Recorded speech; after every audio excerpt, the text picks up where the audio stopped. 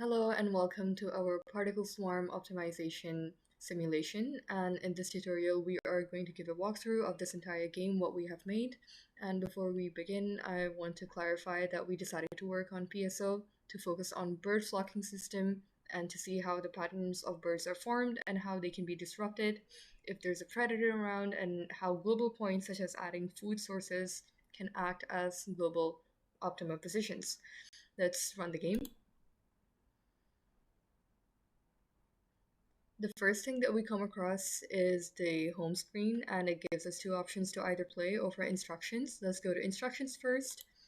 There are certain things for the voids that we can change, such as coherence, which affects how strongly a void is attracted to the average position of neighboring voids, alignment. We can add berries to the game, remove berries, and there are other functionalities that we will soon see. So let's play. As you can see, upon initialization, the voids have a very random movement and they're not moving together in groups. And then as time goes by, they start forming their little groups and they form a flocking behavior. We can also increase their speed from the slider here. And we can increase the coherence factor, which affects how closely will they fly to each other or how spread out they will be. I've decreased coherence and they're starting to spread out.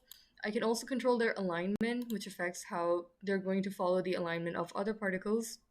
And if I'm decreasing alignment over here, they sort of have their own random angles and they're not following any that strongly.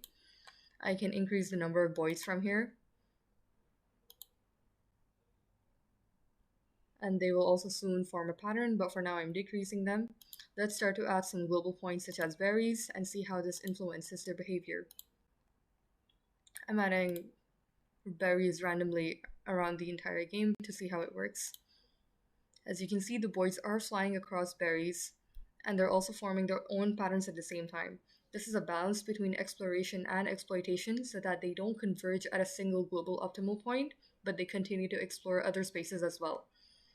And to remove a berry, I need to turn the switch off, click on remove berry, and double click on a berry so that they can be removed from my system. And lastly, we have a mode known as predator mode. And if I enable this, it causes the boys to spread out. I'm acting as a predator and they're going to avoid my mouse. I can increase or decrease the intensity of predator mode by controlling the slider. Dragging it down does not mean it's zero, it just means they're going to avoid it less intensely. And I can turn off predator mode from here. And that's pretty much for our game. This is how it works, and we hope you enjoyed it. Thank you.